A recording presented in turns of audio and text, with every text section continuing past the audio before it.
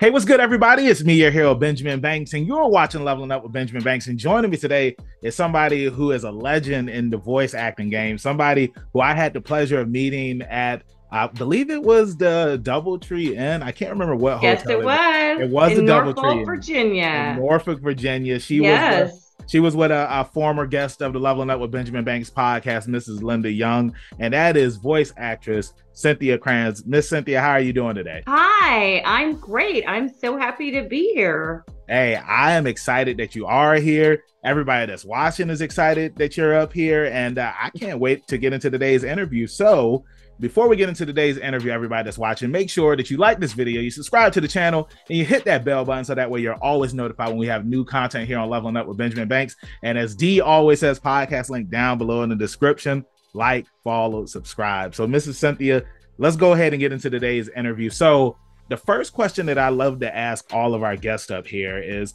what is your origin story? Every hero or villain has one. So tell everybody who you are. Tell everybody who Mrs. Cynthia was before she became a voice actress. Hi. Well, okay. So I'm born in Fort Worth, Texas. I was a tomboy. We had horses, so I was cleaning stalls, doing all the barn chores. But my sister was in all the UIL plays, and I'd go watch them, and that really got me interested. And also my grandmother always took me, she had season tickets to our local theater company that does all the musicals. And then I took drama in middle school and theater. Yeah, history. Sorry. There's a cat trying to undo every cord I have here. So Hey, we love cameos up here. I Like love cats too, but there's been she's times where we've determined. had dogs, we've had birds. What's your I have cat's all of name? the above. I have a parakeet, a German Shepherd, and a cat. Um, so in college, I noticed I was doing monologues in my room for the fun of it. And I was like, maybe you should take some classes. And I did. And then I bought the book called The Business of Acting. And when I graduated, I started doing community theater and got a flexible job. For me, a flexible job is real estate. So because all professional acting happens during work hours. So you need a job where you're an independent contractor and you can come and go. 93, I got an agent and started doing commercial work, still doing the theater, independent films, corporate videos. I was in some Chuck E. Cheese videos, very glamorous. Nice. And I worked on an access cable. A lot of people may not know what that was. It was a local cable channel. But the show was a sketch comedy show. And I had a friend that worked at our local cultural newspaper. It was called the Dallas Observer. Mm-hmm. And this was 1999. So I'd been working professionally for 6 years. And that was my goal. I want to be a professional actress. I don't want to move to LA or New York. And he placed this ad and then called me and said, you need to audition for this cartoon. And I didn't have confidence in myself. And I was like, okay. And he knew me well enough to know that meant, okay. But so he called me 3 times. And finally I called and got an appointment with Funimation. And so I met Chris Sabat there. And it was in a bank building in Fort Worth. It had no more than 4 rooms in the whole place. And at that point, they had taken over from Ocean Dub, the Canadians that did it first, and moved the operations to North Texas. And they played me all the female roles and had me try to voice match them. And the funny part to me is ChiChi didn't do anything I've ever done as ChiChi. ChiChi's line was, oh, well, boys will be boys. Which, if you watch the show, when has she ever said that? There was no Never. nagging, crying, screaming, histrionics, none of that. But luckily I got the role, and then that was my entree into it Yeah, that's in awesome. 1999. And I found out by playing my oh my gosh, what were they? Answering machine on my 30th birthday, and it was Chris Sabat going, "You have been chosen for the role of ChiChi," and I just went screaming through my apartment. I didn't know what anime was. I didn't know what Dragon Ball Z was. I didn't know what ChiChi was, but it was a new genre for me, and I couldn't believe I got it. Yeah, And that's awesome. then I didn't realize that usually when you work and you audition, you immediately find out, the date and call time for you to show up. Mm-hmm. So a month goes by and I call him and I'm like, I don't mean to be a pest, but did I make up that I got this role? And he's like, no, no, no, your part's coming up. Another month. Hello. Did I make up that I got this part? He's like, no, it was 3 months before they needed me. And it was Dragon Ball Z, because later we went back to do Dragon Ball and all the different things since then. So that is my origin story. Yeah, and that's an awesome origin story. And, getting that phone call, well, before even getting the phone call, going back to the newspaper ad and, finding out that they were looking for people to do this role in the anime. And, like you said, not knowing what anime was, like, did you They didn't think call it anime. it was just a cartoon? Call it anime, and I didn't get it through my agent. Like, nobody knew what anime was that I knew of at that point. Yeah, they didn't even explain it to us. It was just like, you're gonna try to match the flaps and say these lines. And back then we had one studio, and it was a whisper room. It's like, people don't know what a phone booth is anymore, but it was a booth. And there was a big television on the outside and a window, and then paper scripts, and they were using VHS tapes. And we didn't get to hear the Japanese first or see the scene first. They would just hit the button and you hear beep, beep, beep, and start talking on the fourth beep and trying to read the line. And all I knew was to read it as fast as I could. Now, so we've come a long way. Now, question I have for you, because back then, because with anime nowadays, when something is popular because of social media and people talking about it. But, back then, did you know that Dragon Ball Z was, going to be this popular anime that it became? And, were there ever any times where you didn't know if you were going to be going in to record because of the scheduling of everything? I didn't know what it was. I just knew, I was like, I don't know if anyone's going to ever see this, but they can never take this experience away from me. I never heard of the genre. I never heard of the show. All I knew was that Chris would look up reviews, and the fans were not happy that we took over the Canadian cast. Wow. They did a great job. They were I think I came in the episode 55. So they were, it's kind of like for women that watch, or men that watch soap operas, and they're like, today the part of Erica Kane is going to be played by blah blah blah, and then you're just, no, I already have my Erica Kane, I don't want this. So I was like, quit reading those reviews. Yeah. No, I had no idea. It was about 2 years after that. I knew it was on TV. But I was going on a trip and I saw a little kid in a Dragon Ball Z t-shirt. And then I found a little action figure of my character.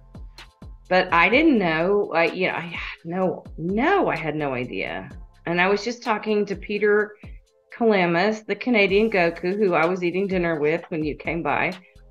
And I was like, can you believe that we fell into such an iconic show, not having any idea what the show was, what the genre was? Like that, dude, you have a balloon in the Macy's Thanksgiving Day Parade.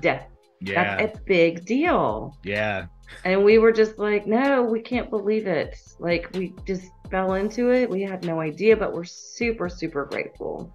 Yeah. And, as you should be, because it's one of the most popular series of all time. And, like you just said, with, Goku floating around in the Macy's Day Parade and, just seeing Dragon Ball everywhere. Now, like something that I hear from a lot of voice actors, because, X-Men 97 just came out. And, some of the voice actors that were on the original series, like they didn't know how popular X-Men was until they started going to conventions. So I want to know, like, what was it like going to your first convention and, fans coming up to you, like meeting ChiChi and Botan from Yu Yu Hakusho's voice actors?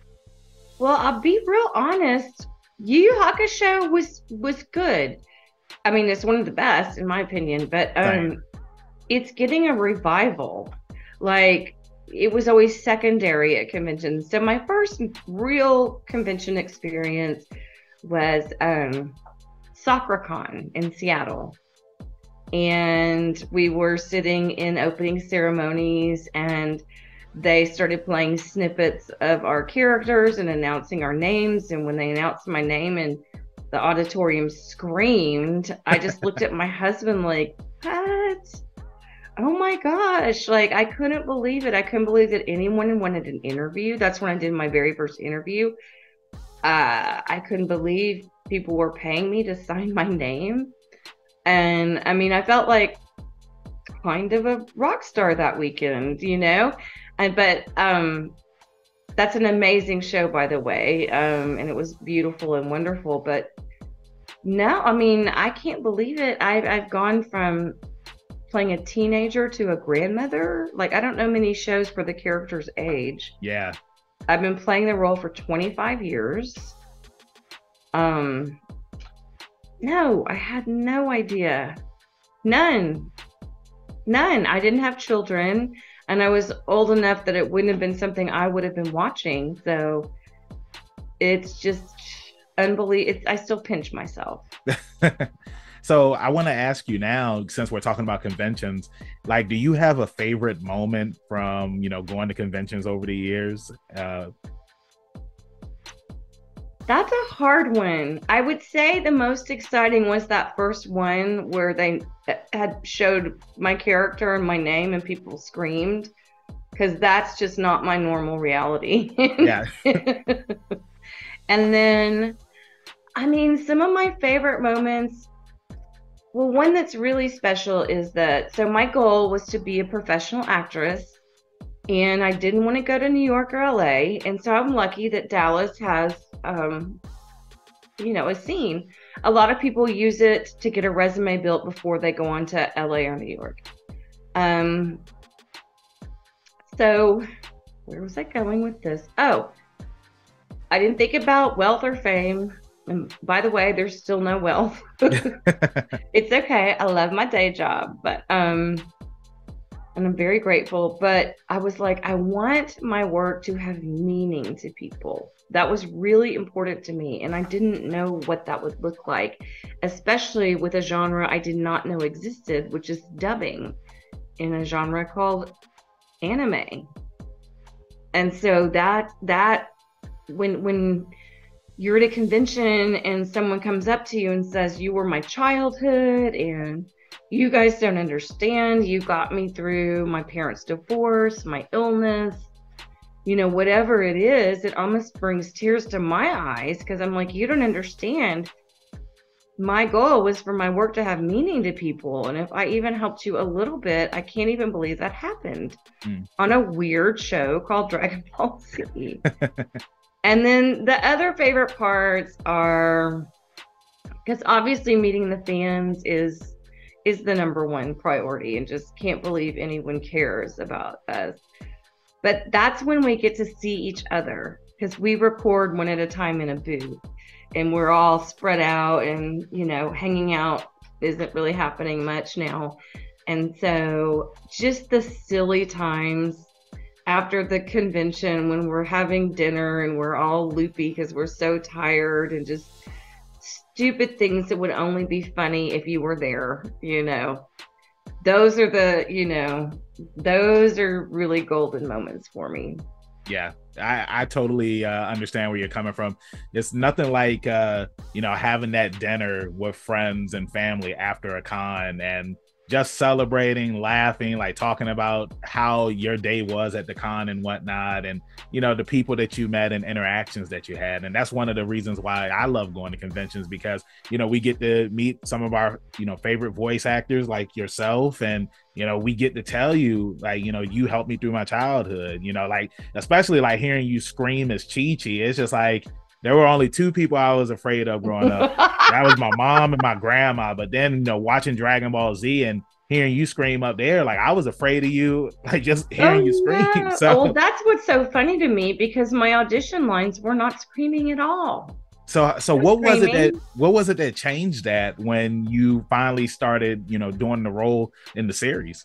Well, Christopher Sabat was my director, and he goes, we're yes, we tried to match the Canadian voices, but we want to go with the real Japanese. And I still hadn't seen the Japanese until like 10 years later.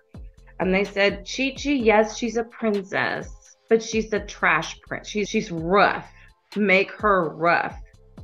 And I don't know.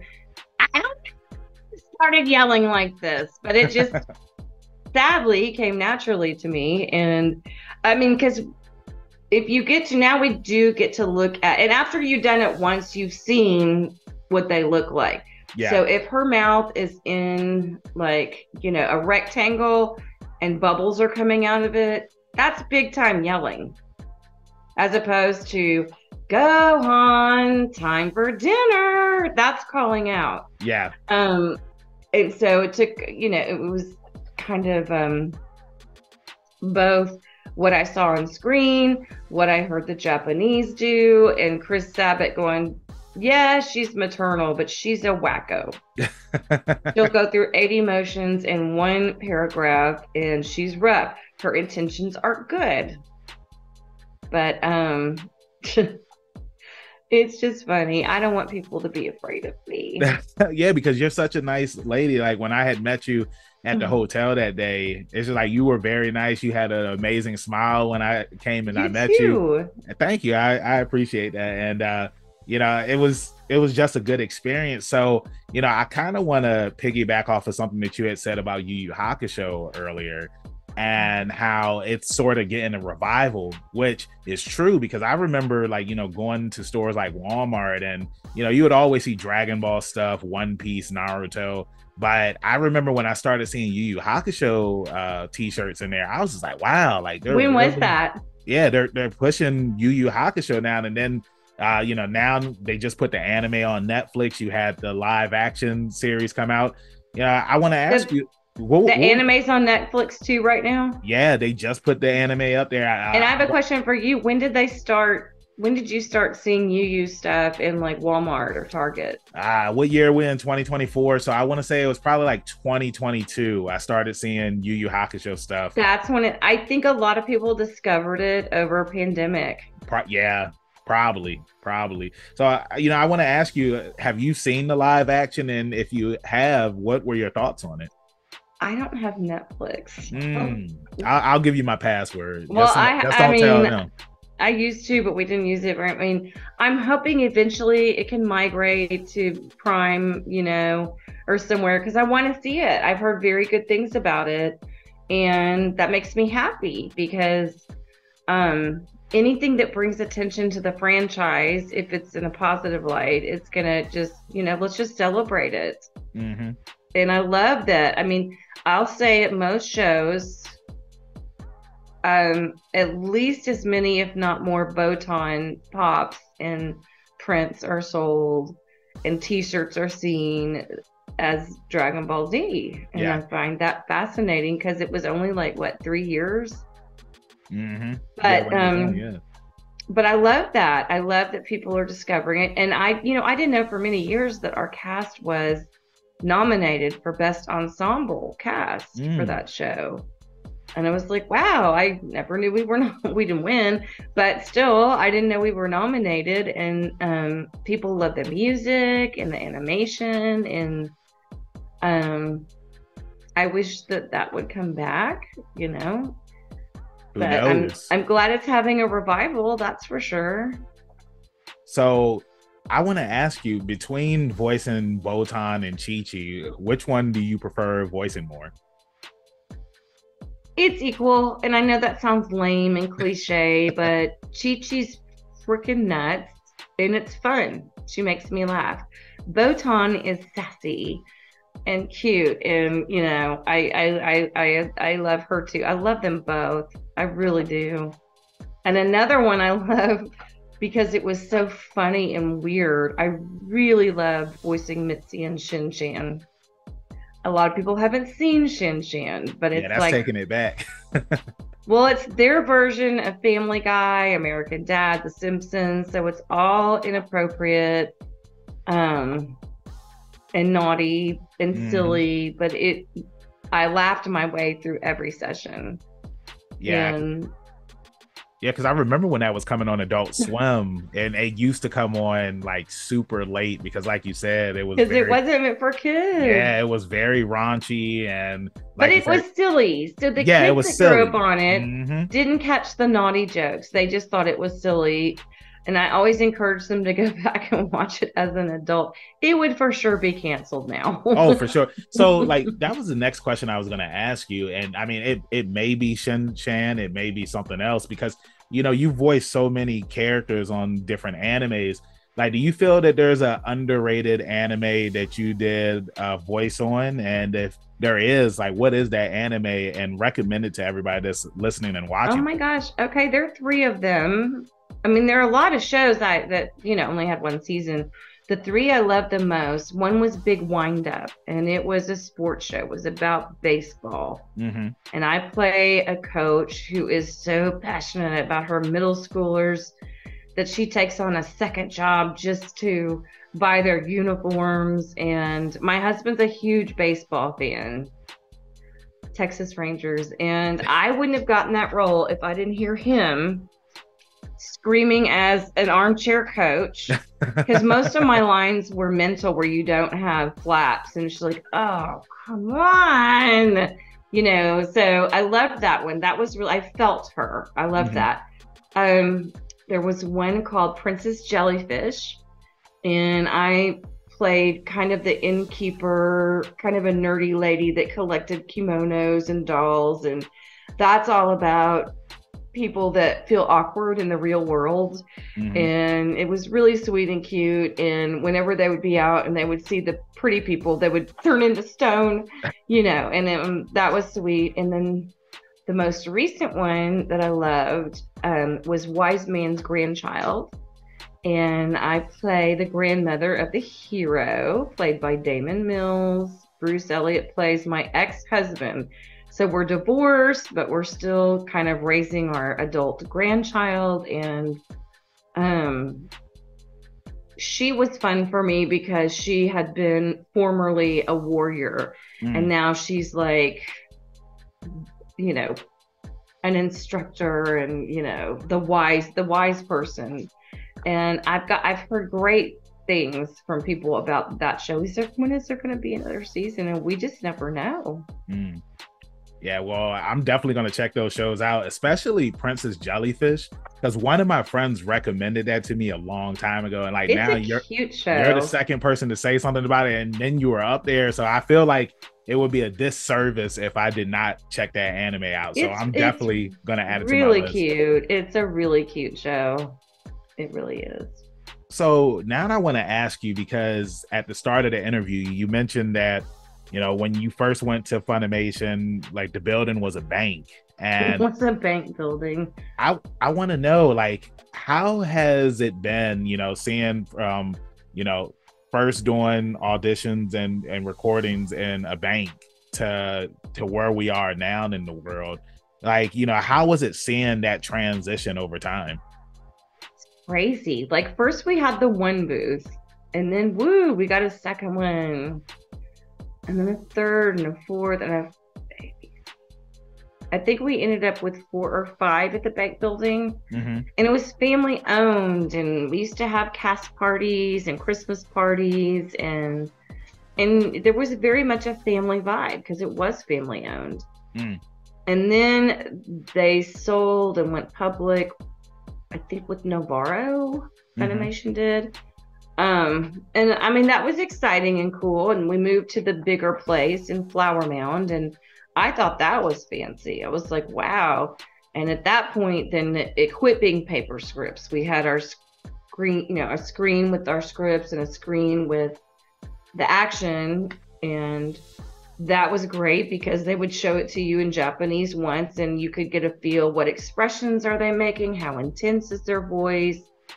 And then your lines are right there instead of down on a piece of paper. Yeah. So that was really cool. And then I think Gen bought it back and it became family owned again. It still had a family vibe, but it felt definitely more corporate. With Sony owning it, I'll be honest, I'm sad that they didn't keep the name Funimation. But it is what it is. So it's Crunchyroll now, and I'm thrilled just to be part of it. I'm going in to do something on Thursday. I don't know what. That's how it works. It's like, can you be here at this studio at this time? I have no idea what I'm doing. I'm working on 2 shows. I have no idea what they are. I won't know till I walk in the door. This studio is crazy amazing. It's like being in like they have a bridge, a literal like set piece bridge going from the lobby into like the snack room area, and they have murals everywhere and music playing and a wall-sized TV with anime playing in the background with the subs. And so it's super fancy. And, that's its own experience. I mean, the good thing is that it's the people, most of the same people that I worked with from the beginning are still there. And then there's always some new people that it's a pleasure to get to meet and work with. But it's been crazy to see it go from 10 actors to like 2,000 actors. So their competition, like, I'll be honest, I lucked out a lot by there not being a lot of females there. So they would be like, hey, can you do this voice? And, I wouldn't even audition. I would just get thrown into stuff. And I don't have that luxury anymore. In fact, I just submitted some auditions yesterday and I'm like, because there's so much talent. Yeah. And that's not a bad thing. I don't want to get it because I'm the only one. I want to get it because I'm the right one. Yeah. But yeah, I mean, I still love it. I still get excited and very proud to be part of it. Yeah, that's awesome to hear. So I want to ask you now, because we're getting close to the end of the interview, what is some advice that you would give to somebody that would love to get into the world of voice acting? I would say don't limit it to voice acting, because most of us in the beginning we didn't know what voice acting was. We were actors, and to be honest, you need your skill set in acting to be really strong, because it's so distracting to have to look at a line and make it fit into flaps. So I don't have time they never give us a script. You don't get to rehearse. You don't get to memorize. So I would say have really strong acting skills. Take any drama or theater classes. I did a lot of community theater, a lot of it. And then I took on-camera classes, and I took a lot of improv. Improv is excellent for anybody because every time I go in there, it's improv. But what they have now that they didn't have when I got started is they do have voice actor classes and workshops. And I would just Google that. A lot of them are online. I think you need to live somewhere where it's an option. I think, I am working on a show that's not anime, that we've done the pilot, and that's out of North Carolina. It has a lot of actors from Atlanta and some other places. I would say get your acting skills down. Like, I'm talking like years, 2-3 years. It goes by fast. I remember doing my first community theater, and I was reading my book, How to Be a, Working Actor.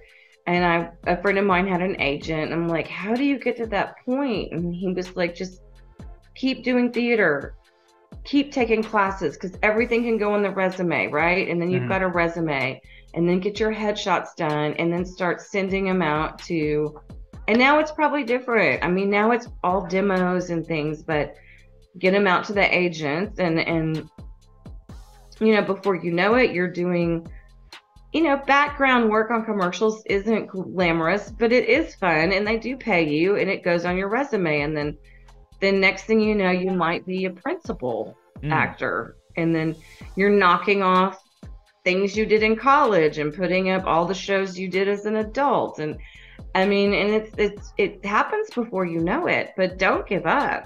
Acting is a learned skill. I'm a lot better than I used to be, and you know, I still have room to grow. As I was listening to my audition takes last night, there, out of 5, there were 2 of them I was like, okay, I feel great about those, and 3 I was like, I wish I had time to redo them, because I know I could feel it. Like, you can just feel it when you, but even then, so in whether auditioning for anime voiceover or a commercial, if I felt like I nailed it, I usually didn't get it. If I walked out feeling really awkward, like, oh, I might get it. I was like, how do I learn from that? But the good thing about theater is you network and you meet people. I met the woman that introduced me to my husband, and I introduced her to Funimation. Because we were in the same play, because the lead dropped out of the play and I got it somehow. And I mean, like if that girl hadn't dropped out, I would probably have never met Wendy Powell, who is one of my agents, and also she was Envy in Full Metal Alchemist. Oh, nice. Oh, she's amazing, and she just got a new pop. Woo! But if I hadn't have sent all my headshots and resumes everywhere, including that theater, and that actor hadn't have dropped out, I wouldn't have gotten that part. Made friends with Wendy, met my husband, and she wouldn't have at that time known about Funimation. So it really, also, this is even weirder. Another great friend was dating a guy that worked on the sketch comedy show I was talking about earlier. And she's like, they don't have enough girls. They have a bit they want to do with girls. Will you come with me? And I did. And then I kept going back, and she and her boyfriend broke up. But if they hadn't have dated, he hadn't have been going there, she hadn't invited me, I would never have met the guy who became a dear friend, who made me go to the audition. So it's, I mean, that's why I say don't limit it. Don't limit it. Now, there are people. Damon Mills is a perfect example. When I got to know him, he was a fan only, not the website. He was an anime fan, and we were friends. Yeah. And he moved here, and I helped find his apartment, because that's my day job, an apartment locator. Wendy let him stay at her house. He got a day job. He started working. I mean, he knew he wanted to be a voice actor. And I think he could do lots of on-camera work. He's very attractive. But, I mean, that was his goal, and he did it himself. He learned how to use all the equipment and audition, and worked on his acting. And now he's, you know, he directed me on the last Dragon Ball Z game I did a few months ago. Wow. That's awesome.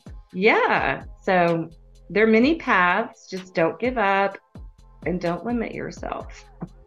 That's good advice. That's good advice. The next question I want to ask you before we get to the end of this is, what are some of your hobbies that you're into when you're not, you know, working, or you're not at cons or doing voiceover work? I love to read, and I'm really into biographies. I love all the glamorous stuff from the 60s, all the high society New York stuff.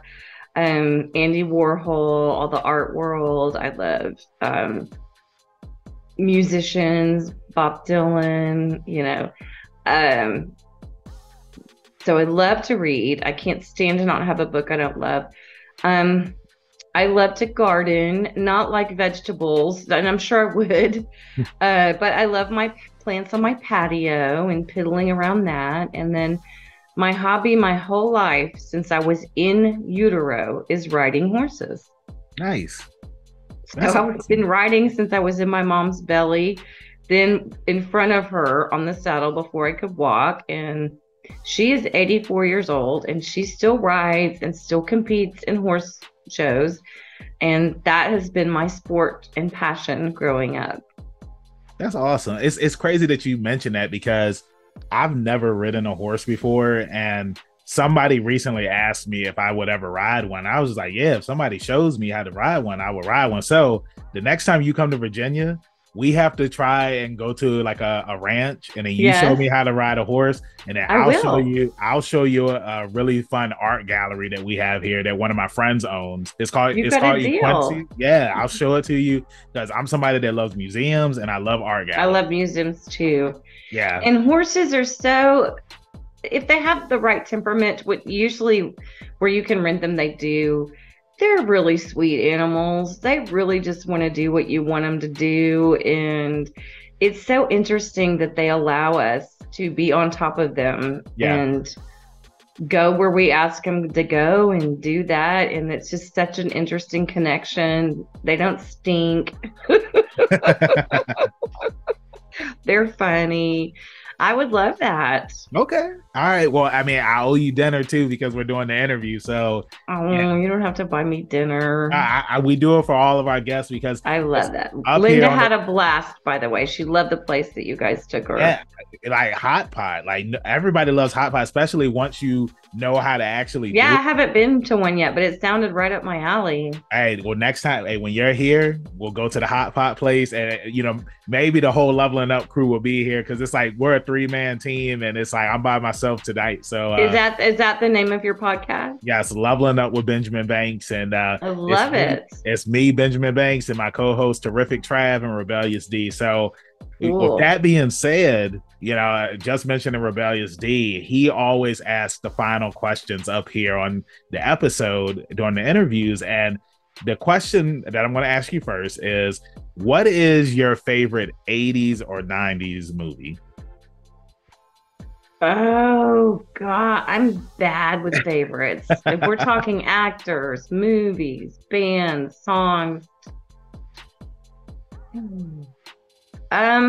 Well, I'll tell you one from 89, 88 or 89 that was my inspiration for Botan. Okay. It was a Steven Spielberg movie called Always. Wow. Holly Hunter. John Goodman?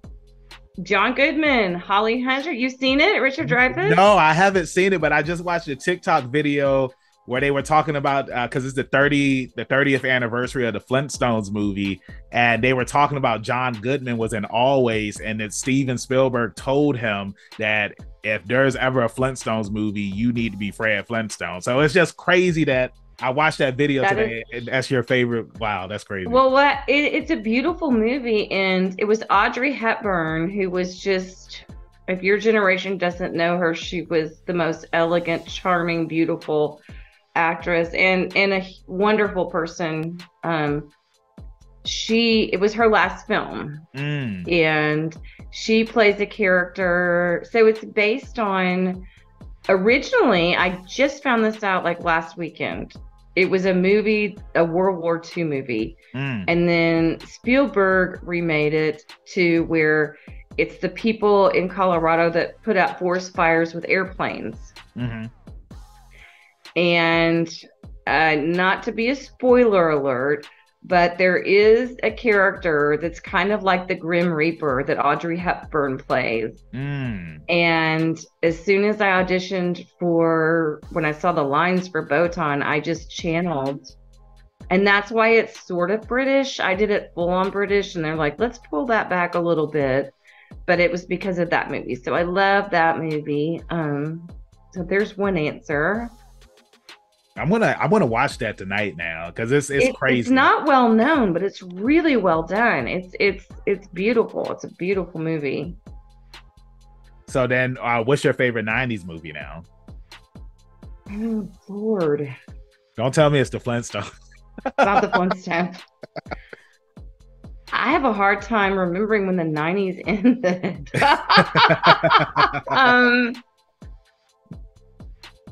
My favorite. Okay. Forrest Gump. Was That's a that in the good movie. 90s? Yeah, that's a good movie. Every Yep. time it's on, I watch it. And Same. every time it's on, I love it. And I mean, I can't pick a favorite, but that's one of my all-time favorites for sure. Okay. Hey, well, those are good choices. And because you mentioned Always, and I saw a video earlier, I feel like now I have to watch that. So That is your met. That was a sign. it's a sign. So now I'm watching Always and I'm watching Princess Jellyfish. And everybody that's watching and listening, y'all need to do the same. So now, final question. D always says, if when you were younger, was there something that scared you and just stuck with you to this day? It could have been, being over at your grandparents' house and seeing a shadow in the room that was coming off of a tree, or it could have been a horror movie that just scared you and it's just stuck with you to this day. What is that? Tornadoes. I saw The Ooh. Wizard of Oz and I was traumatized. Mm. Traumatized. And I still have, and I've been through some, which, ended fine, no damage to my area or myself, but I still have dreams where I see like several tornadoes in the distance and they're all coming our way. And I'm like out in my car and I'm like, let me go to this gas station. I'm like, wait a minute, there's a safer place. Let me go to this restaurant and walk in there, they're cooler. And I can't seem to pick which place is the safest place. But tornadoes, also what freaked me out was quicksand. Quicksand. Oh man. A lot of 70s shows had quicksand. Yep. And as far as ghosts go, we actually have ghosts in our house. Wow. And I'm not going to go into it. It's nothing horrific or we would have moved. But just about every time I think, did that really happen? I get another reminder. Luckily, there's no apparitions. But so thankfully, I'm not that scared by ghosts. But when I was a little kid and we had our barn, it was just like 50 feet from our house. And I had to go turn out the lights and then run to the house. I was scared of the dark, just from that area, no other place. And I would just run to the house. I don't know what I thought was out there, but. Wow. I mean, like, talk about a way to end the interview. You voicing Botan on Yu Yu Hakusho, and then, hearing about apparitions and No, we don't have apparitions. We have ghosts. Things that can't be explained. And my husband's a huge debunker, and he'd be like, I'll believe it when this happens. I'll believe it when that happened. Well, it didn't take more than 3 months for him to believe. And it could be like strong old lady's perfume or cookies baking that aren't baking, or a wine cork goes shooting off the counter. The TV will change. Yeah. I could go on for an hour about all the stuff that's happened, but luckily it's just more interesting and not like where I feel like I'm going to be harmed. Yeah. But other people have stayed at myself have seen things. And so we found a way to live together, Hey, I'm going to be real. Like, I'm a believer of that stuff. I know I had stayed at a hotel in Pennsylvania, and this was like a hotel, I want to say it was built in the 1930s. And I remember when I was taking a shower, like, I just felt like something was watching me. And there's that. You know what I'm saying? And I felt that when we first were we weren't living here yet, but I was trying to decorate it. Mm-hmm. And it'd be like after work and dark, I'd be by myself. And I was just like, had the heebies. I was just like, I don't like this. I don't like this. I mean, there are a ton of stories, but I mean, I'm a believer. Same. I'm a Christian, and so I was just like, you can be here if you're in love and light. If not, you got to go. One time I got mad at it, and ChiChi yelled at it. Oh, I freaking went there, and ChiChi yelled at it and said words you've never heard on Dragon Ball Z, because I was not having it. Yeah, that's crazy. That's crazy, man. But Mrs. Cynthia, I just want to say thank you so much for joining me up here. It's been a pleasure. I'm so honored. Thank you for having me. You are welcome. It's been a fun time. So we are here at the end of the interview. And before I let you go, please let everybody in social media land know where they can find you. I wanted to do that. I really don't do anything on X. And I have to giggle because it's been like, over a year since, it became X, but it's also formerly Twitter. Yeah. I'm really not on there very much. I don't really know what to do with that. The best place to find me is on Instagram, and it's literally just my name, Cynthia Cranz. All right, awesome. And I would be honored if anybody wanted to follow me. And I love it. Like at this past convention where I met you, I met people that we've known each other only on Facebook. And so that's really fun. Like we've been interacting for years, and then we finally met each other, and I love that. So yeah, I totally understand where you're coming from. I just met one of my friends at a con, Animazement in North Carolina, and we've been talking since January, and we did My Hero Academia cosplay. So it's just, you never know like who you're going to meet online and then become friends with and, you know, grow close to them. And then when you finally meet them in person, it's just nothing but good vibes and good times. Like you feel like you've known this person for forever. So It's like, I totally understand where you're coming from. And that brings me back to Damon Mills. He was just a fan that was on Friends with me, and now he's my boss. You just never know. And we're great friends, and I adore him. And like, you just never know. You never know. So with that being said, y'all make sure that y'all go and follow Mrs. Cynthia on Instagram. And you already know where you can find me, your hero, Benjamin Banks, at KingBenji_Banks on TikTok, Twitter, Instagram. You can find me on Facebook at Benjamin Banks. I should be the first person to pop up. If not, then I need to contact Mr. Zuckerberg. Will you send me a friend request? Oh, for sure. Facebook? For sure. Yeah. Sure. I'll send you one. And everybody, make sure that you follow all of the Leveling Up with Benjamin Banks social media accounts at Leveling Up Banks. That is on Instagram, Twitter, or X, as they call it, and Facebook. And with that being said, we'll see you next time on Leveling Up with Benjamin Banks. Stay positive. Keep that pinky up. We'll see you soon. Peace.